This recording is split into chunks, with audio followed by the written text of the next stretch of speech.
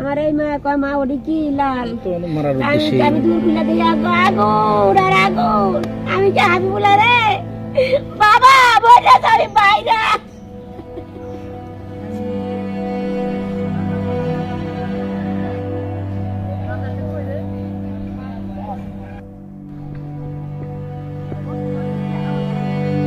মহিলারা চিল্লাচিল্লি করে, তখন আমরা মহিলাকে চিল্লাচিল্লি শুনিয়া ওই যে ওইতে বাইরে আইছি এই ফাটাই মহাসিন ফাটাই চেক করতেছে মতো আমি আবার ঘর থেকে দৌড় দিয়ে আইছি। আয়া দেখি যে টিনের উপরে আগুন জ্বলে, ঘরের ভিতরে কোনো আগুন নাই, টিনের উপরে জ্বলতে জ্বলতে ঘরের ভিতরে আগুন লাগিয়ে গেছে। এইভাবে পরে তো মানুষ আইয়া যায়, আমার ঘর তো খালি, আমি দিছি ঘরের মিল দৌড় ইন্ডিয়া, তো পরে মানুষ সব বসছে। রাত্রেবেলা যখন আগুন লাগছে 10টা সাড়ে 10টার দিকে, তো তখন আমি ছিলাম মূলত বাজারে, আমার দোকান আছে। তখন থেকে যখন সংবাদ পাইছি, সংবাদ পাওয়ার সাথে সাথে আইসা দেখি যে 10 মিনিটের ভিতরে পুরো ঘর পড়ে গেছে। তো পুরার তথ্য যতটুকু জানলাম যে সাধারণত আগুন লাগলে এক কোণা দিয়ে লাগে, এক কোণা থেকে আস্তে আস্তে জ্বলে পুরো ঘর জ্বলে, কিন্তু এক কোণা থেকে চতুর্কোণা লেগে গেছে। তার মানে এটা বোঝা যায় যে কেউ এটা প্রতিহিংসা করে এটা আগুনটা লাগানো হয়েছে। আমরা বাজার থেকে দৌড়ে আইসা কিছু করতে পারিনি, কোনো উপকারিতা আমার কাজে লাগেনি আমাদের। মানে শুনছি যে আগুন লাগছে, দৌড়ে আইসা দেখি যে আমরা কাছে যাওয়ার মতো এমন কোনো প্লেস ছিল না, মানে পুরো ঘর একসাথে আগুন লেগে গেছে। আমরা সামনে যে একটা কিছু সরানোর মতো কিছুই দেখিনি। আর যেভাবে আগুন লাগছে এবার এটা আগুন ইতিহাসে এমন আগুন আর কোথাও দেখিনি যে একসাথে চারিপাশে রুম, উপর চারিপাশ রুম, টিন, মানে এমন আগুন লাগছে একটা মানুষ যায় যে পানি মারবো কোন জায়গায়, এই পাশে পানি মারবো, ওই পাশে আগুন লাগাচ্ছে, মানে এমন ভাবে আগুন লাগছে এখন আমার ইতিহাসে আর প্রায় 28 বছর বয়স আমি এমন আগুন কোথাও দেখিনি। তারপর একটা ঘরের সিলিন্ডার ছিল, সিলিন্ডারটা ফুইটা অনেক শব্দ হয়েছে।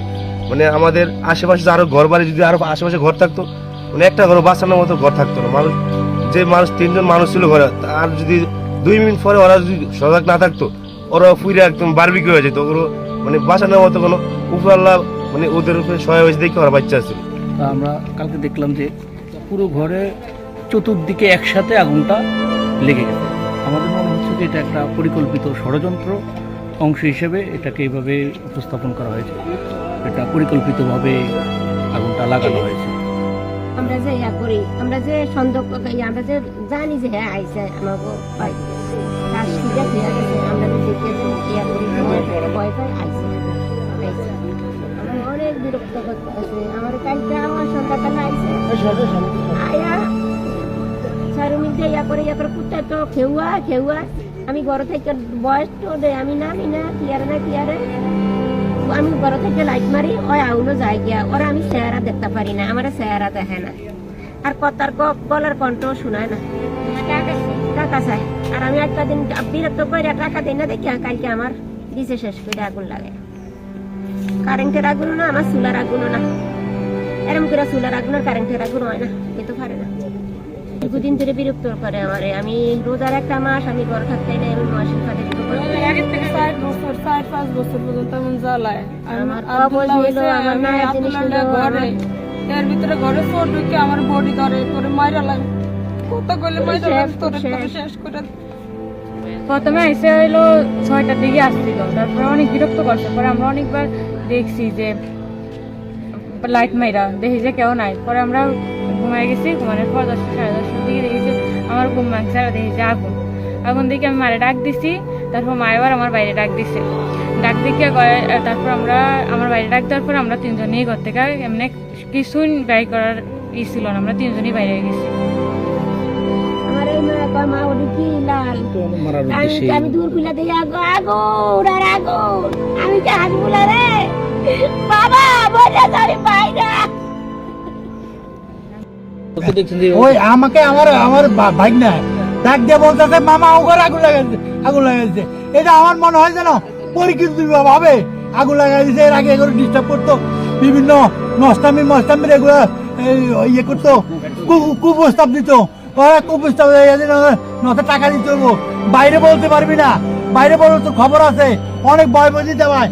আমাদের সাদের থেকে আমার 10 বস্তা পারি ঘরের মধ্যে পায়খানা করে, ঘরের মধ্যে ময়লা ফেলায়, কাপড় চোপড় রাখতে পারে না, যে যা পায় তাই নিয়ে যায়, বাড়িতে যা পায় তাই নিয়ে যায়। মুরগা, হাঁস, কবুতর একবার যেটা পাইবে সেটাই নিয়ে যাবে। এই অবস্থা আমরা অনেক দিন এলাকার গণ্যমান্য সবাই বলি, কেউ ধরতে পারি না, আমরা বিচারও পাই না। এখন দৌড়লো বিচার করে না। এই পাশের বাড়ির থেকে রড চুরি করে, ওইটা চুরি করে, গরু চুরি করে, বই চুরি করে, সবাই দেখতে আছে, কেউ কোনো প্রতিবাদের কোনো গায়ে দিয়ে দেয় না। আমরা কিভাবে বলি যে অমুকে নিজে, এটা মানুষ কি বিবেচনা চলে না? দেশের মানুষ কি মরে গেছে? সমাজে মানুষ নাই? আমরা বাড়িতে একা থাকি, এজন্য আমরা কিছু বলি না। আমাদেরকে হুমকি দেয়, মারবো, ধরবো, পুরো ইয়ে করবো, গুলি করবো, কেউ বলতে পারবি না। আমরা ভয়ে আতঙ্ক। ওর মা একা থাকে, ওর মার সাথে কুপ্রস্তাব দেয়, ইয়ে করে স্বীকার করে না, বিদায় এই পরিকল্পিত ভাবে ঘরে পেট্রোল দিয়ে আগুন লাগে। আমার বাড়ির মধ্যে সকালবেলা আমি উঠছি ফজরের নামাজ পড়ি, উঠতে দেখি আমার ওই রাস্তার উপরে রডের ঠেট্টারা, কিন্তু রডের ঠেট্টারা এই কথা শুনে রডের দিকে তাকে দেখি রড নাই।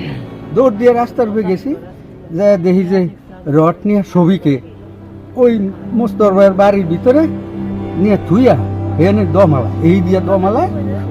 আর আমার ফাঁদা করে ধরছে যে ভাইয়া কেউ রে কইেন না, আমি ভুল করছি। পরে কইলাম যে তুই এই আমার রডটি আনলি, এই কথা কইছি। আমার ছেলেকে ডাক দিছি মন্ত্রী, ওই ছেলে যাওয়ার আগেই ও দৌড় দিয়ে গেছে। আমি এর ভিতরে আবার মেম্বারের আনছি, ওই সৈদার আনছি 2 জন, আবার এলাকার লোকজনের দেখাইছি, ছবি তুলে রাখছি। এগুলা দেখানোর পরে ও আয়া দুপুরের সময় আবার আমারে কই, আপনারা না কইছি কাউরে কইতেন না, আপনি ব্যাকের এলাকার সবাই কইছেন আপনার ঘর আমি উড়ে দিব, আপনার গুল্লি করুন, পিস্তল দিয়ে গুল্লি করুন, এমন কইয়া পরে ও বেশি দৌড়ছি। আমি জামার কলার পাশে দৌড়ছি, যে আয় উড়ে দিলে এখনই দে। জামার কলার জামা অর্ধেক আমার হাতে রয়ে গেছে, আর অর্ধেক লয়ে দৌড় দিছি।